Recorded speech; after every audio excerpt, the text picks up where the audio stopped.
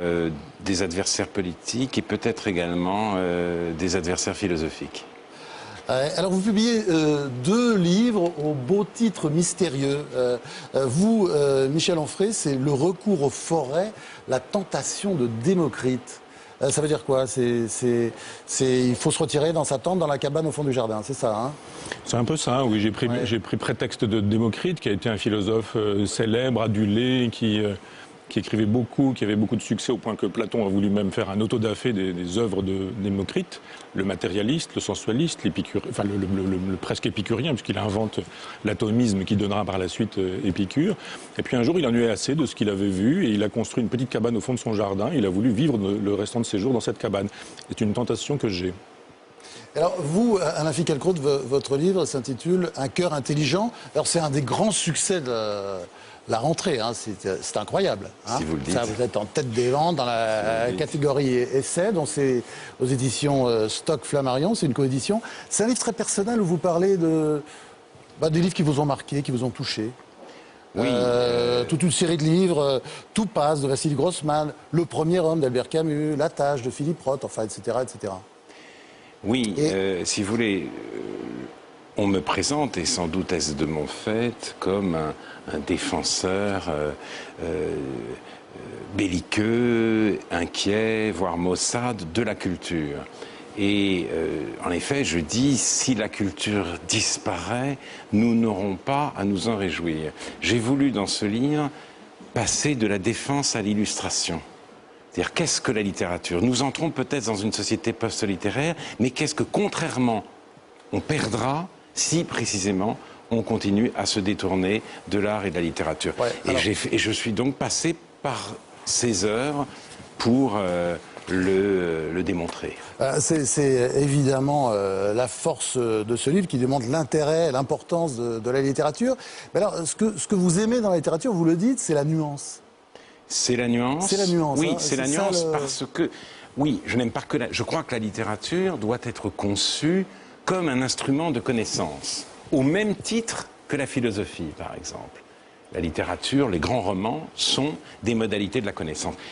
Il faut ajouter la nuance précisément parce que nous sommes sortis, nous ne sommes peut-être pas encore sortis, d'une époque intensément idéologique, et l'idéologie consiste à réduire toute la complexité du monde à un affrontement binaire, à une sorte de mélodrame. Et ce mélodrame, nous sommes sans cesse tentés d'y revenir. L'idéologie dépeuple le monde, il ne reste plus que deux grands acteurs, l'oppresseur et l'opprimé, entre lesquels il n'y a pas à choisir, on choisit l'opprimé contre l'oppresseur, et la littérature réintroduit dans cet univers la nuance parce que les romans sont face à cette fascination du chiffre 2 comme les gardiens de la pluralité humaine.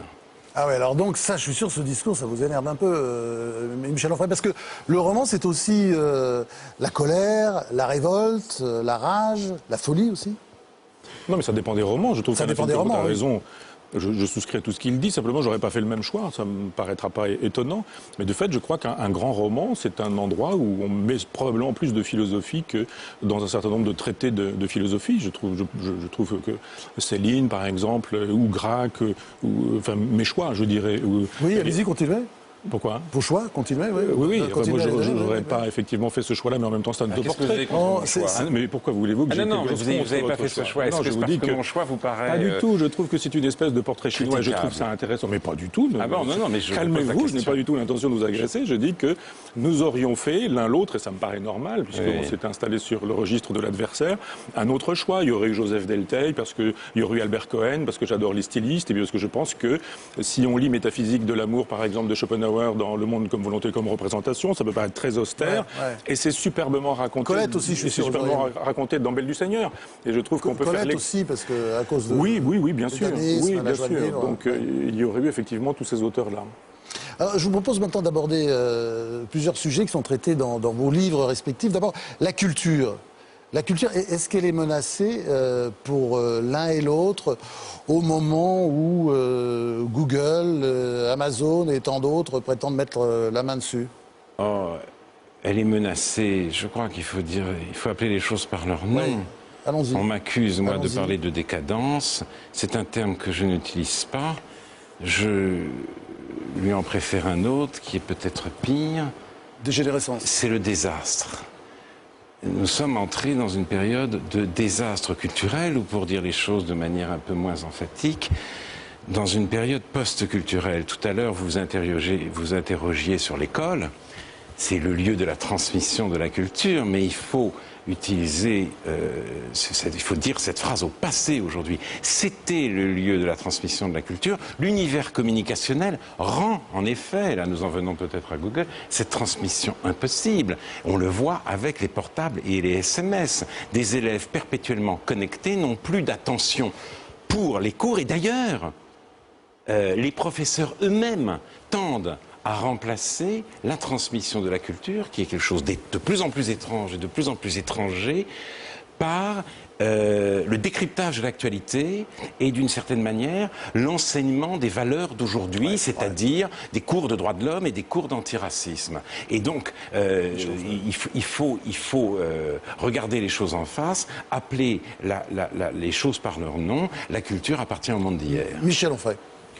C'est un discours de généraliste, parce que si vraiment on est sur le terrain, en étant un peu nominaliste, c'est-à-dire en allant voir cas par cas, c'est mal rendre justice à un certain nombre d'enseignants qui font correctement leur travail et qui donnent la passion. Ma compagne est prof d'italien dans un collège, je vois à quoi ressemble son cours. On y apprend. Et puis il se passe des choses chez vous d'ailleurs à Argentan. Oui, en plus, mais on apprend dans un cours d'italien au collège à aimer la peinture, la littérature, le cinéma italien. Il y a des profs de latin qui enseignent l'amour de la littérature latine, il y a des profs de philo, il y a des profs de lettres, il y a des gens qui sont même capables de passionner des élèves pour l'histoire ou pour la géographie. Donc l'idée du grand discours décadentiste, on peut imaginer effectivement qu'il y a une éducation nationale qui ne fait pas son travail dans la logique politique, parce qu'effectivement c'est le marché qui aujourd'hui fait la loi à l'école et les profs font les frais de cette aventure. Et puis une masse considérable de professeurs qui font correctement leur travail, qui sont mal payés, qui sont même pas payés en symbolique, qui en plus de ça croient à ce qu'ils font et ont un sens du service public qui est concret, qui est pragmatique. Je suis tout à fait d'accord qu'il y a ces professeurs-là. Donc il ne faut pas dire ça. Simplement, il faut pas dire ils se heurtent à un univers technologique contre lesquels ils ne peuvent rien et à une idéologie qui va dans le sens de cette technologie. Ouvrez les manuels. Magnard dépoussière les classiques et fait briller les contemporains. Les classiques n'existent qu'à condition d'être dépoussiérés. Ou bien tel manuel où vous avez, par exemple, sur la page de gauche, une fable de La Fontaine, Le loup et l'agneau, et sur la page de droite, une publicité pour la voiture Innocenti. Ce sont les manuels qui disent cela. Alors que les professeurs résistent à la technologie, résistent aux manuels. C'est vrai dans certains cas, mais c'est toujours plus difficile pour eux puisqu'ils ne se sentent absolument pas soutenus. Râler contre les pédagogues, contre les gens qui bossent pas, qui rencontrent jamais les élèves, contre les inspecteurs, enfin contre la police de l'éducation nationale qui fait la loi sur le papier et nous invite à écrire des manuels de ce type-là. Et je suis d'accord avec vous, les manuels sont bien souvent nuls, mais pas les enseignants qui font avec ces manuels-là et qui ne sont pas tenus de s'occuper de ces pages les plus nulles, des manuels les plus nuls. En accusation chez vous aussi, Alain Finkielkraut, vous qui n'aimez pas ce qui est moderne, il y a la télévision. Ce que vous appelez la grande bouffe oculaire. Hein, oui. Qui est le paradis et le réceptacle de quelque chose que vous détestez particulièrement, c'est la dérision. Non, alors attendez, je regarde la télévision, je suis un téléspectateur, mes parents ont acheté la télévision en 1955 et je passe un certain temps, ou je passais, parce que c'est de plus en plus difficile aujourd'hui, un certain temps de ma vie à regarder la télévision. Donc je ne vais pas non plus me construire une position d'extériorité particulièrement artificielle. Alors il est vrai qu'à la télévision aujourd'hui prévaut une certaine modalité du rire à laquelle je suis allergique. Et j'ai été obligé d'y réfléchir dans ce livre, puisque mon livre s'ouvre sur une lecture de la plaisanterie de Kundera. Et cet homme, Ludwig, qui a une propension funeste aux blagues, eh bien, connaît un destin funeste à cause de cette propension. Il envoie à une jeune fille qu'il drague et qui se refuse à lui pour des raisons révolutionnaires, une carte postale ainsi libellée, l'optimisme et l'opium du genre humain, l'esprit saint pue la connerie, vive Trotsky, signé Ludwig, nous sommes en 1948, dans une ambiance révolutionnaire, il en subit toutes les conséquences. Et je me suis dit, voilà, c'est la blague contre l'esprit de sérieux. Mais aujourd'hui, nous ne sommes pas menacés par l'esprit de sérieux. Nous sommes menacés, nous vivons sous le déferlement d'une sorte d'hilarité perpétuelle. Et je pense que ça n'a rien à voir. On fait blague de tout, et ça n'a rien à voir avec la plaisanterie kundérienne. Il y a des degrés dans la dérision. Il y a des degrés dans la dérision, Ouais, de attention, parce que l'humour, Michel de Onfray, l'humour le lui, plus il aime le discret. rire forcément, parce qu'il est nietzschéen. Et Non, Nietzsche, pas vraiment. il y a une célèbre phrase de Nietzsche, vous savez, prenez une brochette de philosophe, celui qui rit, c'est le bon. Hein. Bah, écoutez, si je commence par Kundera, il faut croire que j'aime l'humour. Et si j'intègre Philippe Roth, il faut croire que j'aime l'humour aussi. Donc c'est pas la question. Pas dans la tâche, il n'y a pas trop d'humour. Si, il y a une drôlerie perpétuelle. C'est la satire que vous n'acceptez pas. Alors la satire. C'est le degré ultime de la satire. Vous y avez eu droit, j'y ai eu droit régulièrement dans la presse. Et le signe de la presse libre, c'est la possibilité de la satire. La possibilité de se faire insulter, comme je l'ai été, méprisé, traité de con, de tous les noms, etc., de Jdanov, de la philosophie. J'ai eu droit à tout ça. Et c'est tant mieux. C'est le signe que la presse est libre. Et je trouve qu'il y a effectivement des gens dont vous avez parlé, enfin Guillon pour ne pas le nommer, dont vous dites qu'ils s'attaquent à des personnes, etc. Ça fait partie des libertés. Et c'est peut-être parfois dans l'espèce d'excès de liberté qu'on voit que la liberté véritablement. Il vaut mieux un excès de liberté qu'un défaut de liberté. Y compris et surtout quand on en fait les frais. Je suis pour un excès de liberté, mais je vais dire les choses de manière très claire. La satire est une modalité du rire. C'est pas ma modalité préférée, mais elle a sa place. Elle a sa place. Simplement, il y a une exigence pour la satire. Une exigence. Il faut qu'elle soit ponctuelle.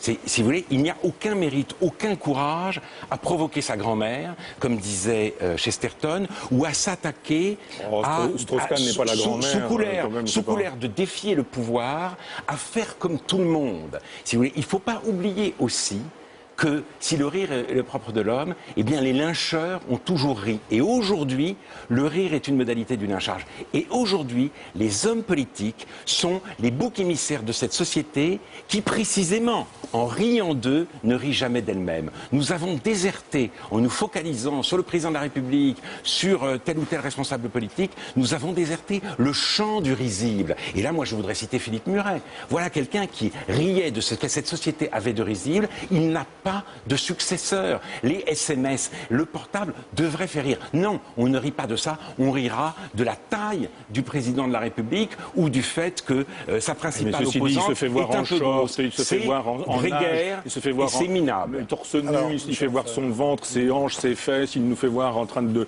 transpirer, il se fait voir en train de transpirer sur les marches de l'Élysée en culotte à manches courtes comme un petit garçon. Je veux dire, quand vous faites ce genre de choses, vous avez droit à ce genre de satire. Le jour où le général de Gaulle serait apparu en jogging ou en short sur les marches de l'Élysée, il aurait eu droit à ce genre de critique. Quand on expose son corps, comme les politiques le font, il faut s'attendre à ce que d'autres puissent commenter ce corps qu'on expose et en faire autre chose que ce que les communicants voudraient faire du corps du roi. L'humour. Qu'on puisse rire du corps du roi ou de la reine ou de la princesse, de ces gens qui n'ont pas d'humour et qui font la loi. Politicienne, elle est fascinante. Mais il y a quand même chez vous une conception différente du pouvoir. Il y a une conception différente du pouvoir, c'est-à-dire que moi j'ai lu je suis pour le droit au bouffon et pour le droit au fou quand il qui est un texte. Alors ce texte, il y a une le royauté recours du aux bouffon. forêts, c'est un texte poétique magnifique. Ce sera joué d'ailleurs bientôt à Caen. Très beau texte, mais c'est d'une violence sur la politique terrible. Vous dites tous nos gouvernants sont des Caligula, le prince n'a pas assez de main pour étouffer. Vous avez une vision extrêmement noire du politique. Elle n'est pas noire, je pense qu'elle est lucide. On n'a qu'à regarder comment ça fonctionne. Enfin, tous les discours qu'on a entendus tout à l'heure, chacun joue son rôle, on fait semblant d'être de droite, on fait semblant d'être de gauche. J'ai appelé une fois un homme politique qui était tout à l'heure sur votre plateau pour lui demander qu'il me rappelle, parce que on avait besoin d'argent pour l'université populaire où il y a une quinzaine de bénévoles à faire ce que nous faisons. Il ne m'a jamais répondu. Ouais. Il vient de me dire, je vous ai jamais rappelé, m'avait demandé de l'argent. C'est quand même le rôle de ces gens-là. Peu importe, je veux dire, le problème n'est pas là. Mais je veux dire que quand on a c'est important de le dire, on veut savoir, c'est pas peu importe. C'est ce monsieur philosophe là. Et je trouve que le socialiste, Vincent Payon. Et quand on a cette arrogance, cette suffisance, ce mépris, quand on considère qu'on est propriétaire du pouvoir, qu'on n'est pas un représentant. Moi, je l'appelais en tant que responsable député européen de la région qui est la mienne, à savoir la Normandie. Au minimum, on rappelle pour dire qu'on ne pourra pas aider ce dossier qui permet à je ne sais combien de milliers de personnes de suivre des cours de philosophie pendant une année. Enfin, ceci dit, peu importe. Donc, il faut bien que de temps en temps, on accepte que dans une société, on puisse se moquer de ces gens-là qui se moquent du monde. Écoutez, arrêtez de dire de temps en temps. On s'en moque tout le temps. Je répète, le rire de l'humour déréglait les unions sacrées, le rire des amuseurs désigne des victimes sacrificielles et à peine élu, l'homme politique devient notre bouc émissaire. Et c'est une sorte de... Si vous voulez, c'est un pour tous au moment de l'élection et tous contre un après l'élection. Et je trouve que, si vous voulez, ça fait partie... Alors là, pour le coup, de ce que Nietzsche appellerait le grand ressentiment démocratique. Et de ce ressentiment, nous n'avons rien à attendre de bon. Ouais. Vraiment ? Non, moi je pense que quand on s'expose comme les politiques s'exposent, il faut bien qu'ils acceptent qu'on puisse les critiquer, utiliser la dérision et parfois enfoncer le clou. Bon, alors, il y a une grande nécessaire contradiction dans entre une ces deux démocratie. livres. C'est marrant, ça saute aux yeux quand on a fini. C'est que vous détestez l'époque. Finkielkraut, mais vraiment, vous la vomissez de Non, tous les côtés. je Ah peux oui, pas- oui, je dès que peux vous pas pouvez dire dire comme une ça, horreur non. sur Non. que ce soit les portables, la télévision, enfin, etc. C'est pas tellement c'est pas Et tellement dans mon livre, les portables. vous, Michel Onfray, Non, non. vous avez un gros problème avec l'humanité, quand même, avec l'espèce humaine. Ah, c'est l'époque et l'humanité. Ouais.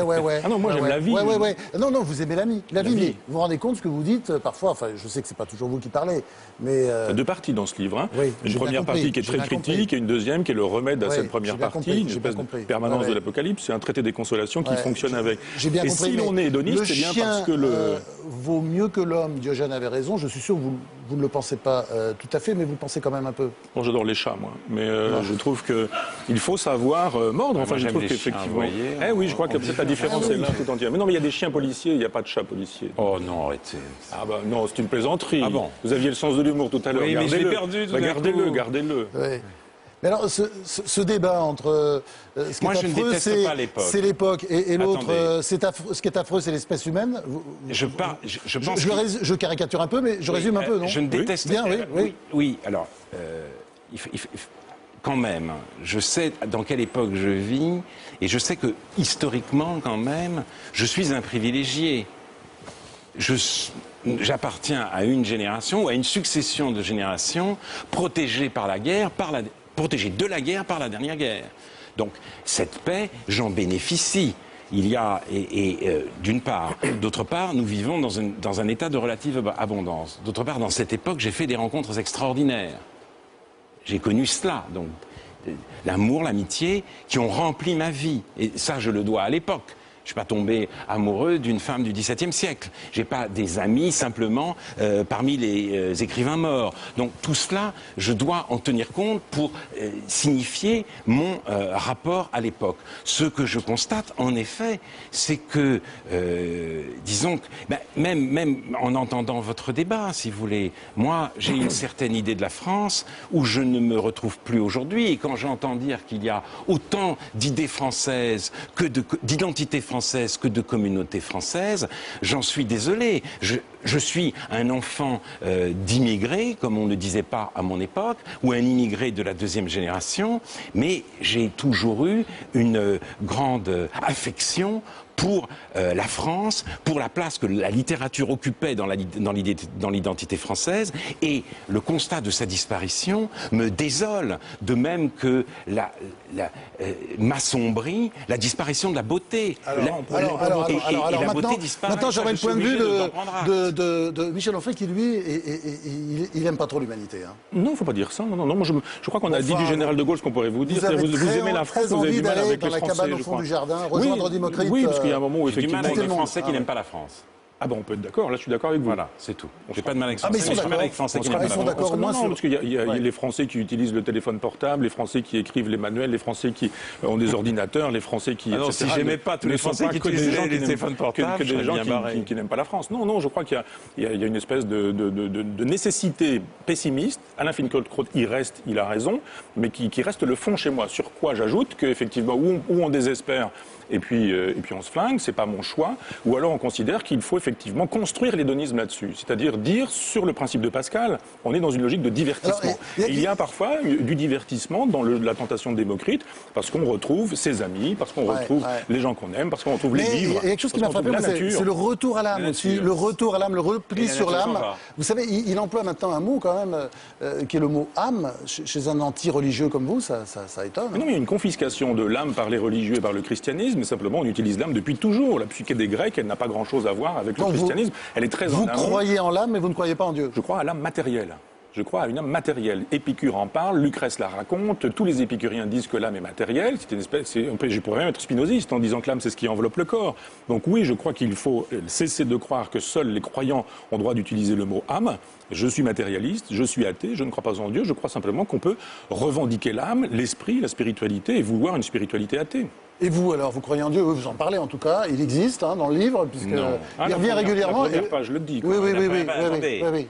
Je suis obligé de justifier mon titre, il faut citer ses sources. Le Talmud dit d'ailleurs, quand on cite ses sources, on accélère la venue du Messie.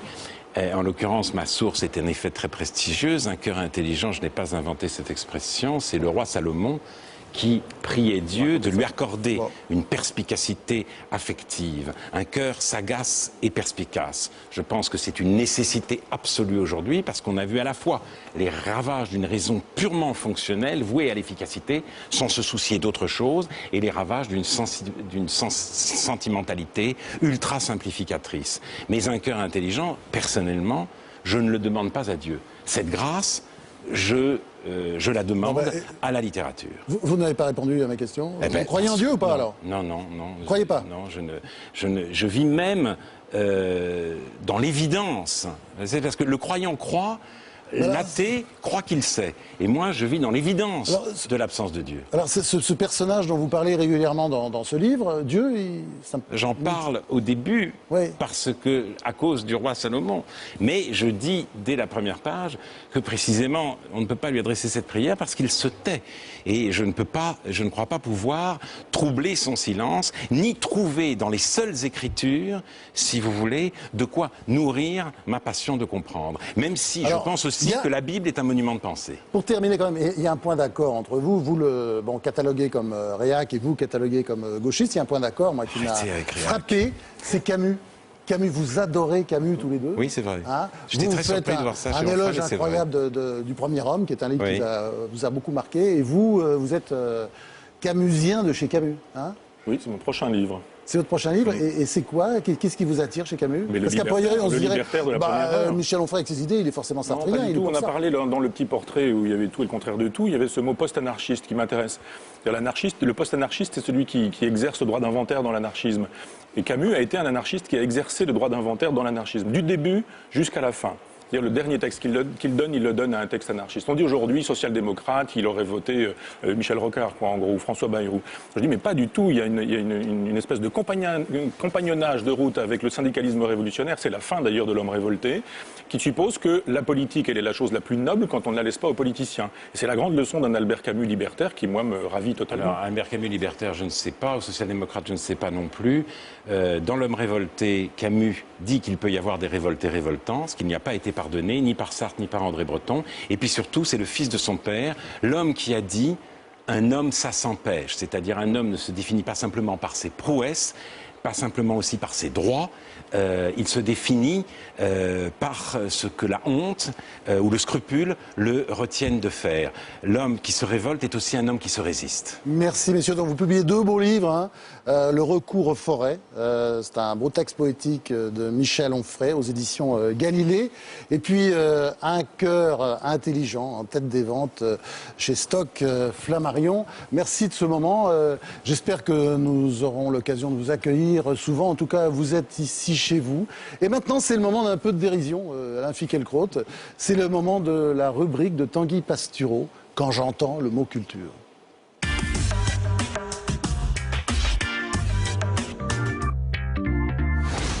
Alors, rebonsoir. Rebonsoir, Tanguy. France. Dites-nous un peu